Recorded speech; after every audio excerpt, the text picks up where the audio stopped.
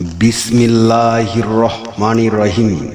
বিশ্ব আধ্যাত্মিক জ্ঞান সঞ্চার দরবার শরীফের প্রতিষ্ঠাতা আমার মুর্শিদ কেবলা গাউসুল আজম শামীম আলী চিশতির দরবার হইতে আমি শাহ আলম আপনাদের সকলকে জানাই আন্তরিক শুভেচ্ছা ও অভিনন্দন।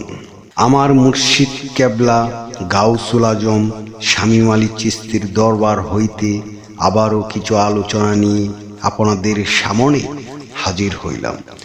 আশা করি সকলে ভালো আছেন এবং সকলেই মনোযোগ সহকারী এবং ধৈর্য সহকারী শুরু থেকে শেষ পর্যন্ত সম্পূর্ণ আলোচনাটি শুনুন। আমি যে আলোচনাটি নিয়ে আপনাদের সামনে হাজির হইলাম সেই আলোচনাটি হলেন ঈশ্বর তোমাদের ভিতরে এবং সে তোমাদের আড়ালে লুকিয়ে আছে।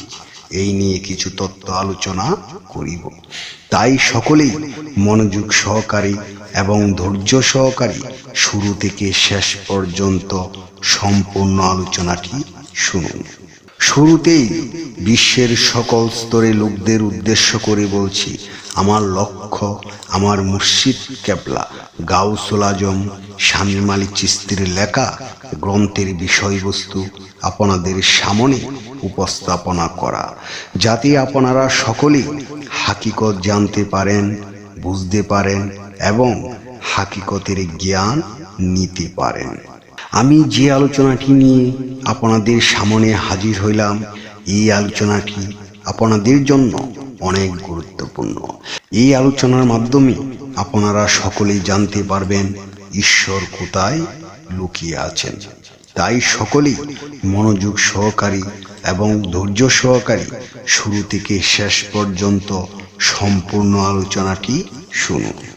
হ্যাঁ, আমি তোমাদেরকেই বলছি, তোমরা সবাই ঈশ্বর, কিন্তু তোমরা তা জানো না, কারণ তোমরা সবাই ঈশ্বরকে গগন পানে খুঁজে বেড়াও। এটি তোমাদের একটি অজ্ঞতা, এটি তোমাদের অনেক বড় একটি ভ্রম, যা কিনা খুব সহজভাবে ঈশ্বরকে অনেক দূরে সরিয়ে দিয়েছ। তোমরা সবাই ঈশ্বর এবং ঈশ্বর তোমাদের মাঝে লুকিয়ে আছে। এই কথাটি নতুন নয় এবং এটি অসত্য নয়, বরং এটি সকল ধর্মের আদি সত্য। প্রায় ৫,০০০ বছরের বেশিও সময় আগে থেকে এটি প্রকাশ্যে বলে গেছেন অনেক মহামানবগণ। ঈশ্বর তোমাদের ভিতরেই এবং সে তোমাদের আড়ালে লুকিয়ে আছেন। তোমাদের দেহ, ঠিক তোমাদের দেহের মাঝেও সে লুকিয়ে আছেন। তোমরা তোমাদের ভিতরে লুকিয়ে থাকা ঈশ্বরকে খুঁজে মূর্তিমান করতে পারোনি, যার ফলে তোমরা ঈশ্বর হয়ে উঠতে পারলে না। যার ফলে তোমরা ঈশ্বর হয়ে উঠতে পারলে না। তোমরা ঠিক তখনই ঈশ্বর হয়ে উঠবে যখন সেই ঈশ্বর রূপকে স্বরূপে মূর্তিমান করতে পারবে। তোমরা ঈশ্বর, কিন্তু তোমরা তা নিজেদেরকে দাবি করতে পারবে না।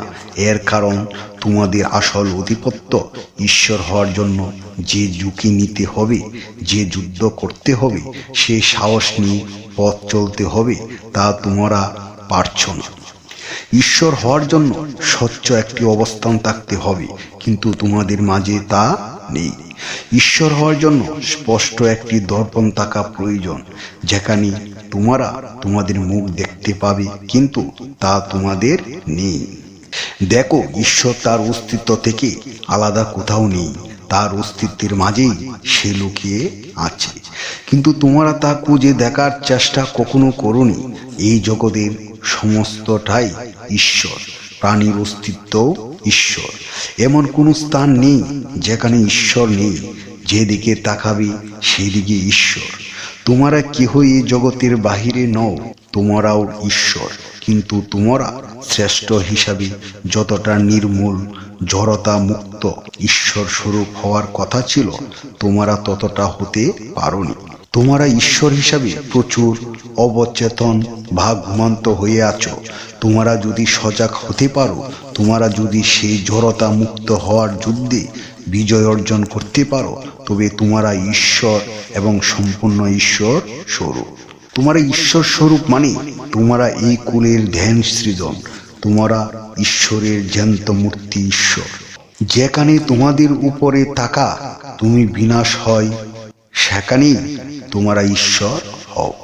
আমি যে আলোচনাটি আপনাদের সামনে করেছি, এই আলোচনাটি আপনাদের কাছে কতটুকু ভালো লেগেছে?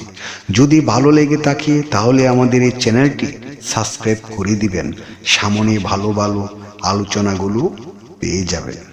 এবং আপনারা কি ধরনের আলোচনা চান আমাদেরকে কমেন্টে জানাবেন। আমরা চেষ্টা করিব আপনাদের পছন্দ মতো আলোচনা নিয়ে আসতে। আমার এই আলোচনাটি করতে যাইয়া কথা ভাষা ছন্দে যদি কোনো ভুল হইয়া থাকে, সকলেই আমাকে ক্ষমা ও সুন্দর দৃষ্টিতে দেখবেন।